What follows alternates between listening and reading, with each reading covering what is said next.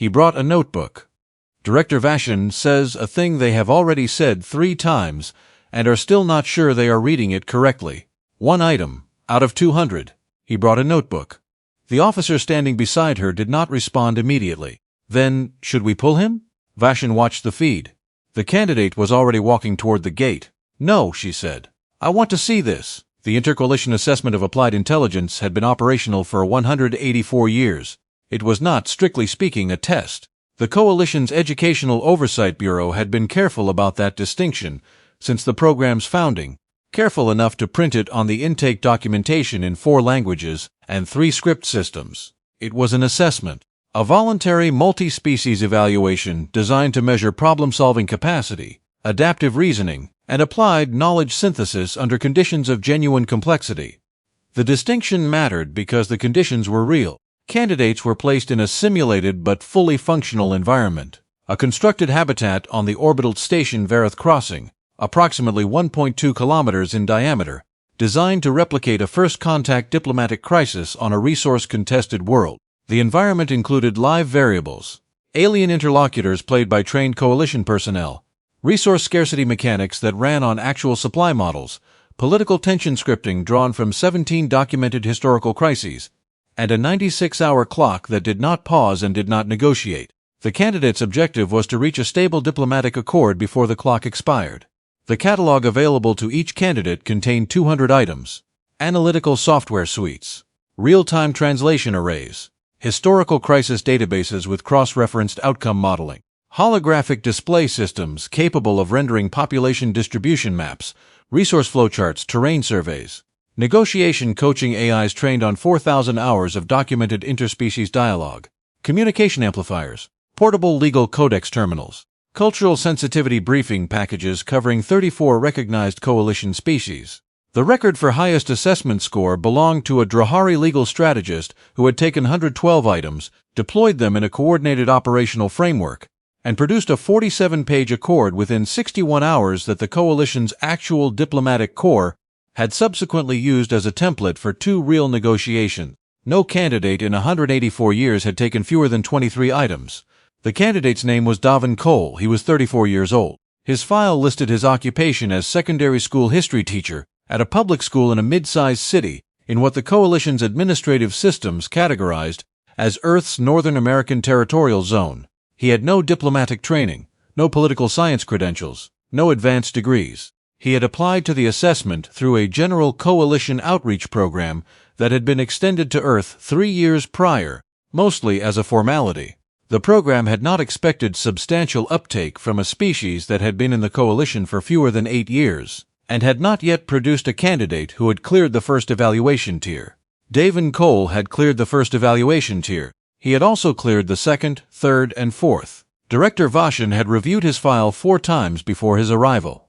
History teacher, 12 years of classroom experience. Coached a regional debate team for 6 of those years.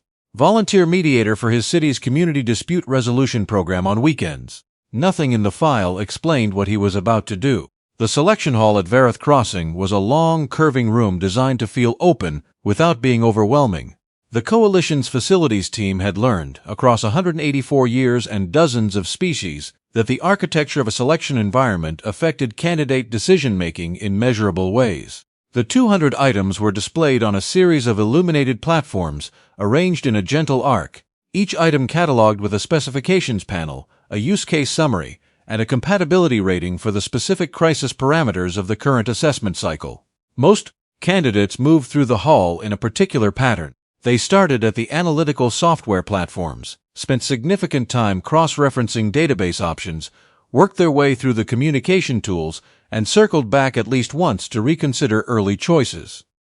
The average selection time was 4 hours and 20 minutes. The record was 9 hours, set by a Kathali logistics specialist who had approached the selection process as a formal optimization problem and had documented his reasoning in a 30-page methodology report he submitted alongside his item selections. Davin Cole walked through the hall in 22 minutes. He moved at a measured pace, not hurrying, examining each item with the focused attention of someone who had already made a decision and was confirming it hadn't changed. He paused at the analytical software cluster for slightly longer than anywhere else. 4 minutes, according to the monitoring log, and then kept walking. He stopped once at a small station near the end of the hall that contained basic physical supplies, writing implements, blank documentation materials, standard issue portable lighting. He picked up a composition notebook. Standard issue. 200 pages, ruled. The kind sold at general supply stations across 20 coalition systems for roughly the equivalent of $2 Earth.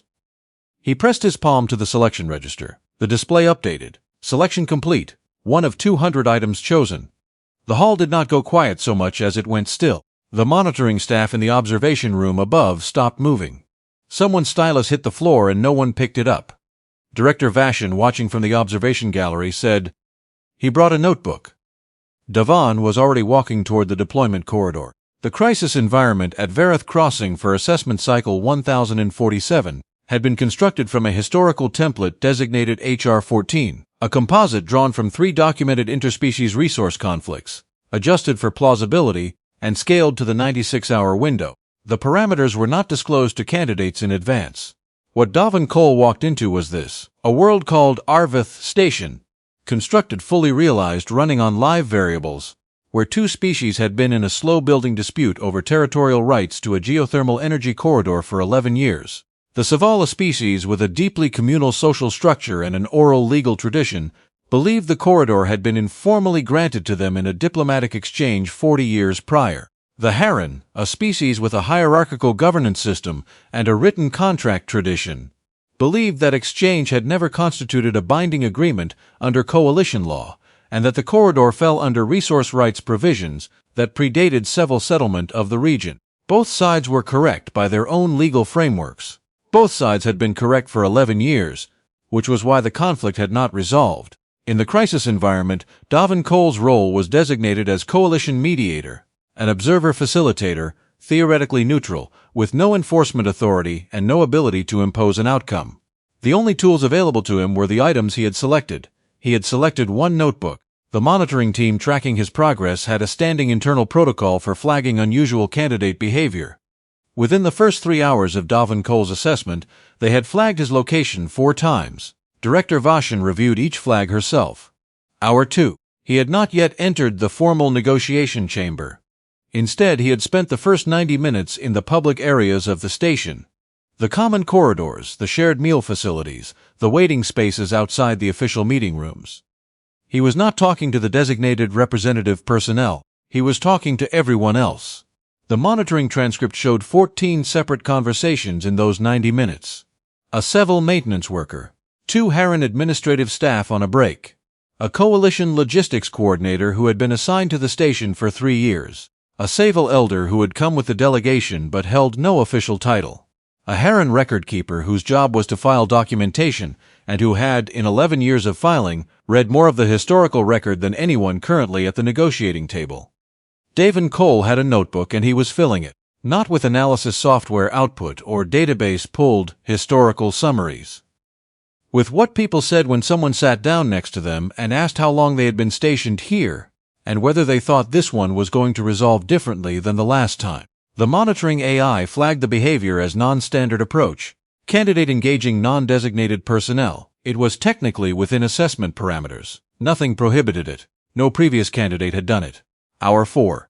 He entered the negotiation chamber for the first time. The Civil lead representative, a woman named Coordinator Yessa, looked at him the way people look at someone who has arrived underprepared to something serious. The Heron delegation chief, a man named Senior Arbiter Doth, looked at him the way people look at something they are not sure is worth their time. Davin Cole sat down, opened his notebook to the first page and said, "Before we start, I'd like to ask each of you something that's not on the formal agenda." Arbiter Doth said, "We have a structured session plan." "I know," Davin said. "This will take about 10 minutes. Then we can follow the structured plan." He asked Coordinator Yessa to describe the moment, specific and personal, when she had first understood what this corridor meant to Saval communities. Not the legal argument, not the historical record, the moment she had personally understood it. Yessa was quiet for 3 seconds. Then she described a flooding event 16 years ago, when her settlement had needed emergency geothermal routing, and the corridor had been the only available conduit. She had been 22. She had helped carry equipment through 3 kilometers of unstable terrain in the middle of the night to reach the access point. The corridor had kept 40 families warm through a winter that would otherwise have been dangerous. Davin wrote this down. He asked Arbiter Doth the same question. Doth said he did not see the relevance. Davin said, "I'm not building a legal case. I'm trying to understand what we're actually negotiating about." After a pause that lasted long enough that the monitoring team noted it in the session log, Doth said that the relevance of the corridor to Harran interests was infrastructural, that a series of energy development projects had been designed around an assumption of corridor access, that if that access was disputed, the projects could not proceed, and the projects represented employment and stability for a population that had been in economic uncertainty for a decade. Davin wrote this down too. He looked at both of them. He said, "You're not fighting over the same thing." Neither of them responded. The Saval need emergency access rights, guaranteed, unconditional, available when it's needed. The Harran need development access, planned, scheduled, predictable. Those aren't the same thing. They don't actually conflict. Arbiter Doth said, "Coalition law does not currently provide a framework for dual designation access rights on a contested corridor." Davin said, "I know, I looked it up last night. But 3 other coalition systems have informal arrangements that function this way. They're not codified because nobody needed to codify them. They were negotiated locally and they worked." He opened the notebook. "I wrote down which systems. If you want, I can share the names and you can have your legal teams pull the documentation." He had looked this up the night before the assessment, in a public coalition library database available to anyone, using no specialized tools. He had written the relevant system names and cross-reference codes in the first 3 pages of the notebook. The monitoring system flagged the session for review. Hour 11, the formal session had adjourned. Both delegations had retreated to their respective quarters to consult. Davin Cole went back to the common corridor and had lunch with the Harran record keeper whose name was Archivist San, and who had been filing documents about this dispute for 9 years. The monitoring transcript of that conversation ran to 6 pages. Most of it was not about the dispute. It was about what Archivist San had noticed, over 9 years, about the ways the formal record diverged from what people actually said to each other in the corridors, the language that got used in official documentation versus the language that got used when both delegations were stuck waiting for the same transit shuttle. Davin wrote 4 pages of notes. He asked Archivist San if she thought anyone had ever shown both delegations the same document at the same time and asked them to read the same paragraph and say what they each understood it to mean. She thought about it. "No," she said. "The sessions are always about each side presenting their interpretation, not about." She stopped. "Looking at it together," Davin said. "Yes, do you think that would matter?" San was quiet for a long moment. "I think it might change the argument they're having," she said. "They've been arguing about what the document means. They haven't sat down and read it at the same time." Davin wrote this down. Hour 19, second formal session. Davin Cole arrived with the notebook and a printed copy of the original 40-year-old diplomatic exchange document, printed from the Public Coalition Archive, 2 pages, double-sided. He had requested the print from the station's administrative office the previous evening. He placed a copy in front of Coordinator Yessa. He placed a copy in front of Arbiter Doth. "I'd like us to read paragraph 4 together," he said. Out loud. "Coordinator Yessa, would you read it first and then Doth, would you read it after?" "Same paragraph." Doth said, "This is not standard mediation procedure." "I know," Davin said. "Standard procedure hasn't resolved this in 11 years. I'm trying something different." The session monitor, a coalition staff member named Oversight Coordinator Paleth, who had been running assessment sessions for 6 years, later described what happened next as the quietest moment she had observed in 400 assessed sessions. "Yessa, read the paragraph." It described the corridor exchange in language that emphasized communal continuity and ongoing relationship, language consistent with Saval oral legal tradition's emphasis on the relational nature of agreements. Doth read the same paragraph. He read it with different inflection, different emphasis, his voice naturally falling on the terms of specificity and limit, consistent with Harran written legal tradition's emphasis on defined parameters. Same paragraph, same words, completely different documents as experienced by the 2 people reading them. The room was quiet for a moment that the session monitor would later describe as significant. Arbiter Doth set down his copy. He said with the careful precision of a man updating a model he had been running for 11 years. "We have been arguing about different documents." "Yes," Davin said. "We have been arguing," Doth said slowly, "about what we each believe the document says. Not about what the document says." "That's most of what this has been," Davin said. He was not unkind about it. He said it the way someone states a fact that is not anyone's fault. The good news is that a problem caused by a misread can be fixed. You can't fix a genuine conflict of interest as easily. But this one isn't primarily a genuine conflict of interest. It's a genuine conflict of interpretation that got formalized before anyone caught it. Hour 31. The sessions had moved to a working format. Both delegations were in the same room, not in formal opposing positions, but seated around a table with the documents spread in the center. Devon moved between them less like a mediator, and more like someone facilitating a reading group, pointing at specific language, asking what each party understood specific terms to mean, writing the answers in his notebook and then reading them back so both sides could hear them simultaneously. The monitoring team watching the feed had stopped flagging unusual behavior, partly because they had run out of categories for what they were observing, and partly because the senior analyst on duty had quietly told them to just let it run and document everything. Hour 38. A minor crisis. One of the Saval junior delegates, a young staff member named Liaison Tereth, who had been in the room mostly to take notes, said something in a corridor exchange with a Harran counterpart that had been picked up on the monitoring feed, and that, in the formal diplomatic language of the session context, constituted an accusation of bad faith. It was the kind of thing that had derailed 3 previous assessment attempts on similar parameters. The monitoring team sent an alert to Director Vashin. She pulled the feed. Davin Cole was already in the corridor. He had heard the exchange. He did not intervene in the way the crisis management protocols recommended. He did not issue a formal rebuke or call a session recess or invoke the coalition's diplomatic conduct framework. He talked to both of them, standing in a corridor. For 11 minutes. The monitoring transcript showed that he spent the first 4 minutes asking Liaison Tereth what he had meant to say, and why the gap between what he'd meant and what had come out was there. He spent the next 4 minutes asking the Harran counterpart, whose name was Junior Coordinator Weveth, he had heard, and whether he believed Tereth had meant what it sounded like. Weveth said, after a pause, "No, I don't think he meant it the way it sounded." Davin said, "Would you be willing to say that to him directly?" Another pause. Then Weveth turned to Tereth and said it directly. The crisis took 11 minutes to resolve. The previous time a similar incident had occurred in an assessment cycle, the session had been suspended for 14 hours while formal complaint procedures were processed. Vashin watched the feed for a long moment after the corridor cleared. She picked up her comm and told her assistant to hold her afternoon schedule. Hour 40. The outline of an agreement was on the table. Not the final language, the outline. A framework that established dual designation access rights, separated emergency access protocols from development access schedules, and included a joint review mechanism that would allow both sides to flag interpretation discrepancies before they formalized into disputes. The legal teams on both sides were skeptical. The Harran legal advisor said the framework had no coalition precedent. The Seville legal advisor said the language around emergency access was not sufficiently defined to protect Seville interests in a future dispute. Davin said both of those concerns are valid. The question is whether there are reasons not to build the framework or engineering problems inside the framework.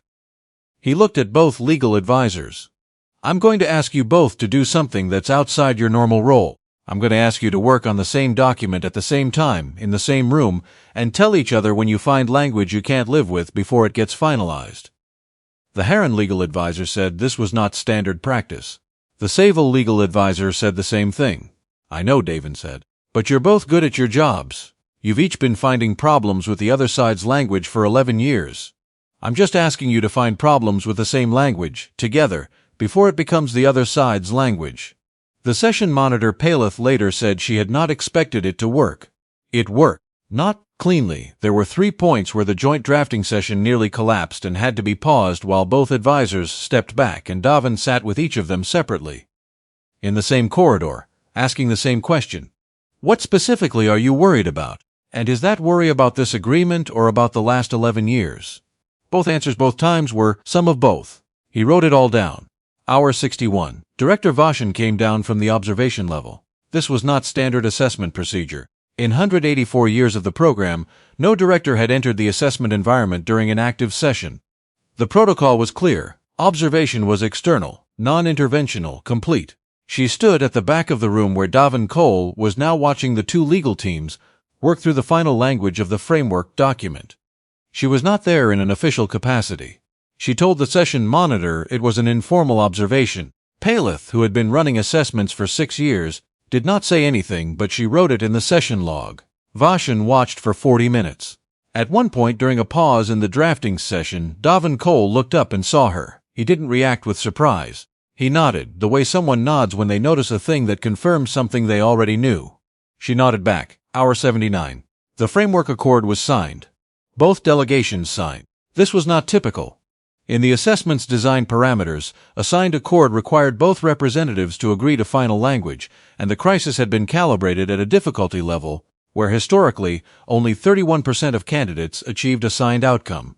The framework was 14 pages. It included the dual designation access provisions, the emergency protocol language, the joint review mechanism, and, because the civil legal advisor had raised a point in the final drafting session that no one had considered before, a clause requiring that any future interpretive disputes about the accord's language be resolved using the same joint reading process Davin had introduced in Hour 19. Both sides had asked for that clause.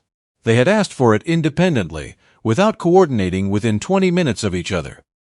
Davin Cole sat at the table after the signing. He had the notebook open in front of him. He was writing. The session monitor asked what he was writing. He said, "Notes on the joint legal drafting process. For the record, I want to document how it worked before I forget the specific sequence." She looked at the notebook. The pages were dense with handwriting, not a journalist's shorthand or an analyst's codes. Just ordinary handwriting, clear and consistent, filling the lines. She estimated, without counting, that he had used more than 80 pages. He had started with a 200-page notebook. Director Vashan met him at the assessment exit point, at Hour 96, 4 minutes before the clock expired. She had been there for 2 hours, which she also documented as an informal observation. Davin Cole came out of the deployment corridor with the notebook under one arm, and the 2-page printout of the 40-year-old document folded in his shirt pocket. He looked like someone who had slept approximately as much as the situation had allowed, which the monitoring data indicated was about 14 hours across 4 nights. Vashan looked at him, then at the notebook. "One item," she said. "It was the right one," he said. "Not dismissive, just accurate." "The record for a signed accord is 61 hours, she said. "You signed at 79. "I know. I was slower than I needed to be at the beginning. I spent too long in the common areas on day 1. He said it with the calm self-assessment of someone doing a debrief rather than seeking reassurance. "I should have gotten to Archivist San earlier. She had the most useful context of anyone on the station." Vashan was quiet for a moment. Then she said, "The joint legal drafting process. Our assessment design team has been working on a new collaborative protocol for Tier 4 crisis scenarios for the past 2 years. They've been trying to solve the same problem you solved in that room." "The problem of the 2 documents," Davin said. "Yes." He reached into the notebook and produced 4 pages he had written during the signing session, the notes on the joint drafting sequence, written in the clear, careful hand of someone who teaches other people things for a living.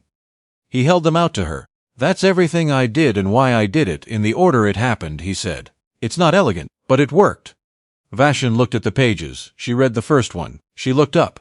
"Why the notebook?" she said. "Out of everything in that room, every analytical tool, every database, every language modeling system, why a notebook?" Davin was quiet for a moment. Not the quiet of someone assembling a response, but the quiet of someone who has been waiting to be asked something in the right way.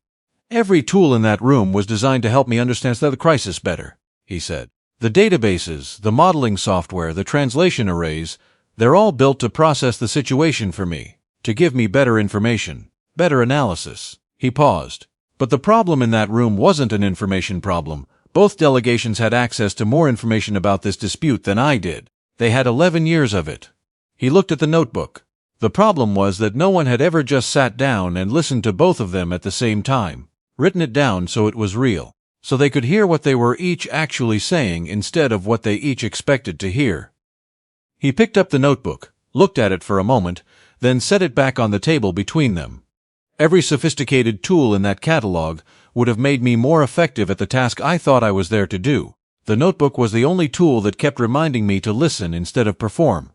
Vashan was quiet for a long time. She picked up the 4 pages. She read through them again more slowly. "The assessment program review convenes in 6 weeks, she said finally. "I'd like you to present there. Not the results, the method. Specifically the corridor conversation at hour 38 and the joint drafting session. We've been trying to build both of those things into our facilitator training for 3 years. Davin looked at her with the expression of someone who came in to take a test and is now being asked to teach the people who wrote the test. I'm a history teacher, he said. I know, Vashan said. That may be the most relevant credential you have for what I'm asking. She picked up her comm and contacted the review board coordinator before he had even answered. Because she was thorough, she also pulled the contact information for his school's administration. Not for any formal reason, but because she found herself wondering, with genuine curiosity, what his students had access to, that she had not previously thought to value. The notebook sat on the table between them, more than 80 pages of ordinary handwriting. One notebook. A 184-year-old program, and the first signed accord in 11 years of a crisis the assessment designers had privately rated as the most resistant template in the current cycle.